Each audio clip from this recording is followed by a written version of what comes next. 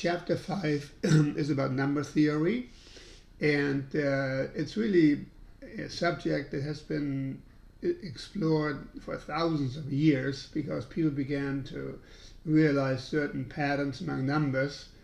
And so we were looking at about 5 different topics in chapter 5. The first one would be on prime and composite numbers. Then we explore large prime numbers. 5.3 is about some special topics from number theory. And then we will talk about the greatest common factor and least common multiple. And then last but not least, a fascinating Fibonacci sequence and the golden ratio. So with section 5.1 about prime and composite number, we have 3 objectives. We have to identify prime and composite numbers, then applying the divisibility test for natural numbers, and then applying the fundamental theorem of arithmetic. And one of the first things we look at is called divisibility.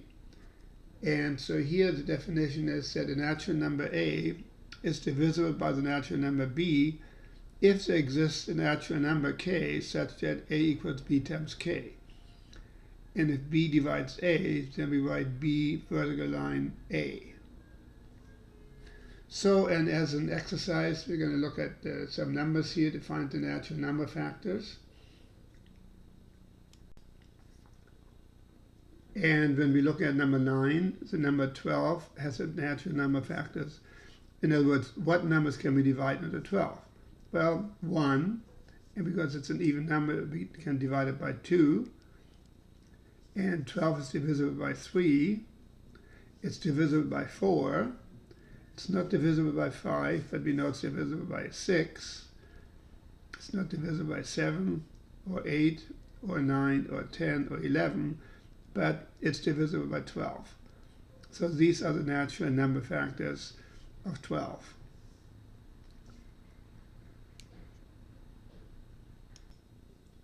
When we look at number 10, the number 18 is divisible by 1, it's divisible by 2, it's divisible by 3, it's not divisible by 4 or 5, but it is divisible by 6,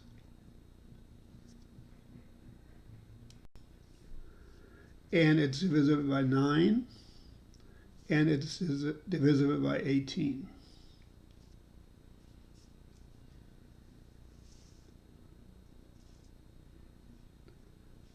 And the number 28 for exercise number 11 would be 1, divisible by 2. It's not divisible by 3, but it's divisible by 4, and it's divisible by 7, and it's divisible by 14, and it is divisible by 28.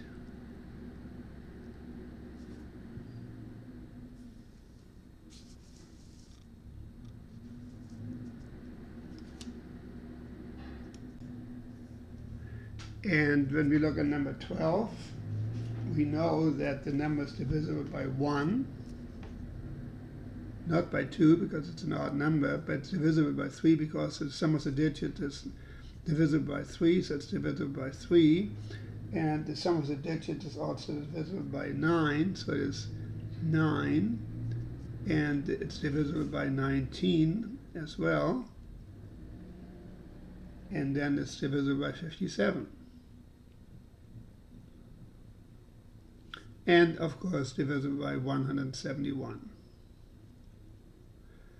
So you just try different things. For example, if it's divisible by 3, we can divide 171 by 3. We find out that it's equal to 57. So then 57 must be a factor also. Same with 9. We divide 171 by 9. We find it's equal to 19. So 19 must be a factor as well. There are several ways of subdividing the natural numbers, and one way is to divide them into prime and composite numbers. So we say a natural number greater than 1 that has only itself and 1 as factors is called a prime number. A natural number greater than 1 that is not a prime number is called composite. So that's the definition of prime numbers. a natural number that's greater than 1 that only has itself and 1 as factors. That's a prime number. And then says mathematicians agree that the natural number 1 is neither prime nor composite. So here's an alternative definition of a prime number, which clarifies that 1 is not a prime number. A prime number is a natural number that has exactly 2 different natural number factors. So again, that clarifies that number 1 is not a prime number. And then the sieve of Eratosthenes identifies prime numbers, so you can look at that on page 185. It's very instructional to look at that. How somebody like thousands of years ago came up with the idea of how to identify prime numbers. Very famous sieve of Eratosthenes. And so here are some divisibility tests for natural numbers. And some are pretty obvious, others are not. So in other words, the number is divisible by 2 if the last digit is even. So if it's at 0, 2, 4, 6, or 8. So like this number ends in a 4, so it's divisible by 2. Then if the number is divisible by 3, if the sum of the digits is divisible by 3. So the way it works is that here's a number, 897,432, and when we add up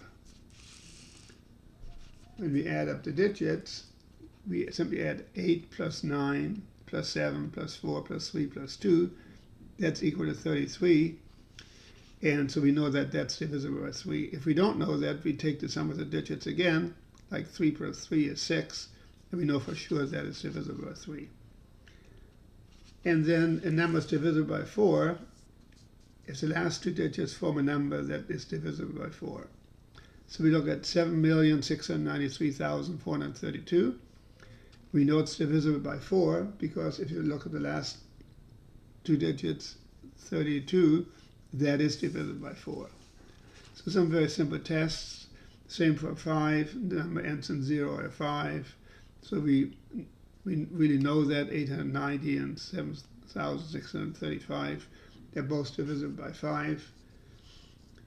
And a number is divisible by 6 if it's divisible by both 2 and by 3. So for example, 27,342 is divisible by 6 because we know it's divisible by 2. It's an even number. And the sum of the digits is divisible by 3 also, so it's divisible by 6. What about 7? Well, there's a test for 7, but it's really a little complicated, so we typically don't talk about that or use it.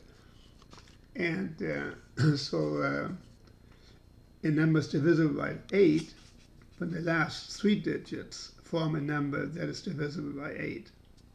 So for example, 1,437,816 is divisible by 8 because 816 is divisible by 8. And then divisibility by 9. The sum of the digits is divisible by 9. So in other words, here's 428,376,105 is divisible by 9 because the sum of the digits is 36, and that is divisible by 9. And we know that a number is divisible by 10 if the last digit is 0. So here's an example. And a number is divisible by 12 if it's divisible both by 4 and by 3. So this number here is divisible by 4. The last 2 digits is 32. And when you take the sum of the digits, it's divisible by 3. So therefore, this number is divisible by 12. The fundamental theorem of arithmetic says that every natural number can be expressed in one and only one way as a product of primes, if the order of the factors is disregarded. This unique product of primes is called the prime factorization of the natural number. So that's what prime factorization means. And the order of the factors can be disregarded because we know that multiplication is commutative. In other words, the order of the factors does not affect the product. So here we are asked to find the prime factorization of each composite number. And so let's look at 126. And again, there's different ways of doing it, but we can write down 126. And we can say, okay, that is 2 times 63. We divide 126 by 2, that's 63. And then 63 can be divided by 3 as 21, 3 times 21. And then 21 can be factored into 3 times 7.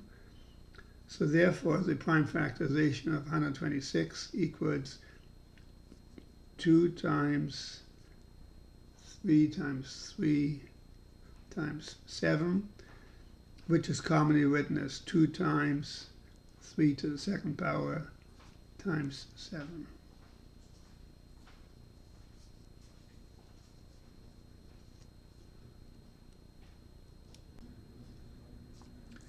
And for the number 306, we can write 306. We can divide it by 2. It would be 2 times 153. So we know that 153 is divisible by 3, and it would be 3 times 51, and 51 can be factored as 3 times 17. So therefore, the prime factorization of 306 is 2 times 3, or 3 squared, times 17.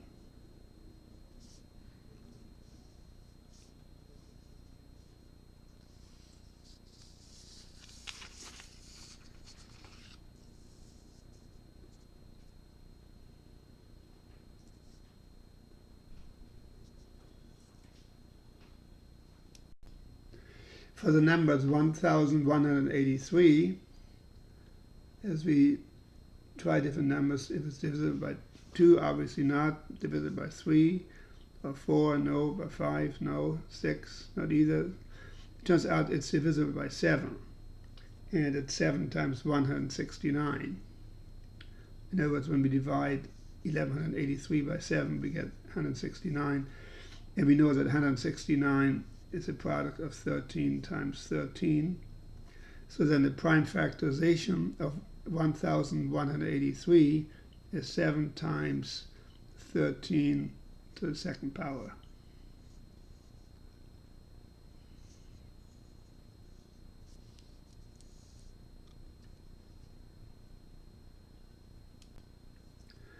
We know that 605 is divisible by 5 because it ends in 5, so it's 5 times 121, and 121 is a product of 11 and 11.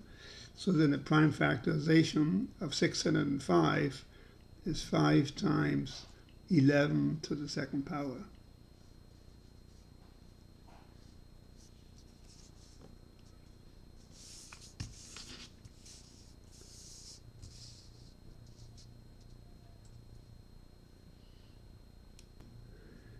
So it's 570. There are different ways to start out, but an obvious one would be it's divisible by 10, so we can write this as 10 times 57, and 10 can be factored into 2 times 5, and 57 can be factored into 3 times 19.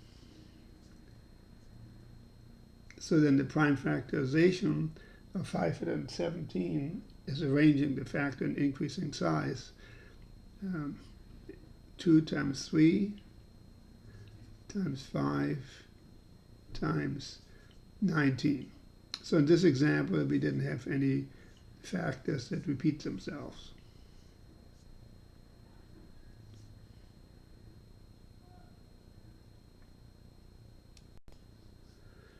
And the prime factorization of 1035, we know it's divisible by 3 because we add the sum of the digits, so it's 3. And when we divide 1035 by 3, The other factor is 345. And again, that number is divisible by 3. So it's 3 times 115. And that is divisible by 5. And so that is 5 times 23. So then the prime factorization of 1035 is 3 to the second power, 3 times 3, times 5 times 23.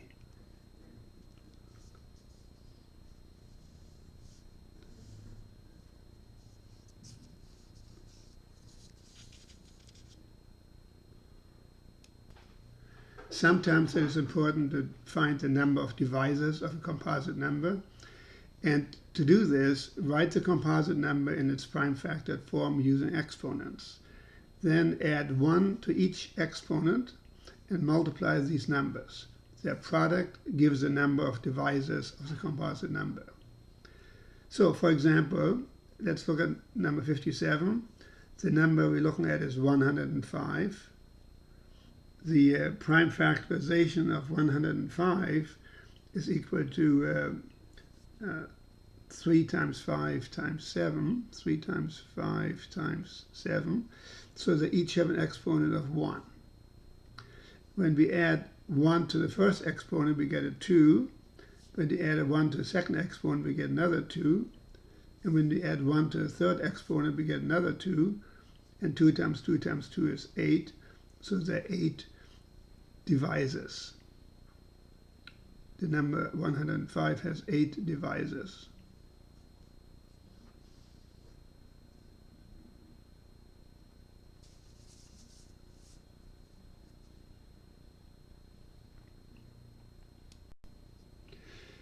Number 58, the number 234, has as its prime factorization 2 times 3 to the second power times 13.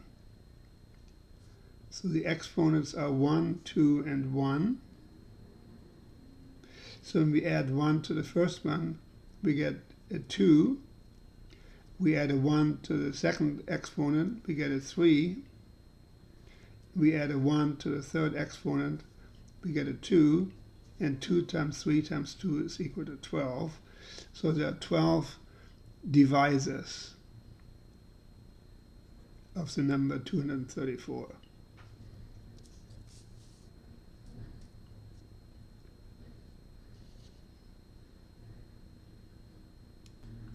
To find the number of divisors for number 59 that is represented by 5 to the 8th times 29 to the second power, we add 1 to the first exponent, would be 8 plus 1 is 9, and 2 plus 1 is 3, and so then 9 times 3 is 27. So we know there are 27 divisors of the number represented by this prime factorization. Similarly, for number 60, we add 1 to the first exponent. That would be 3 plus 1 is 4. We add a 1 to the second exponent of 2. So 2 plus 1 is 3. And here we have a 3, exponent of 3 plus 1 is 4. So that would be equal to 48. So the number represented by its prime factorization has 48 divisors.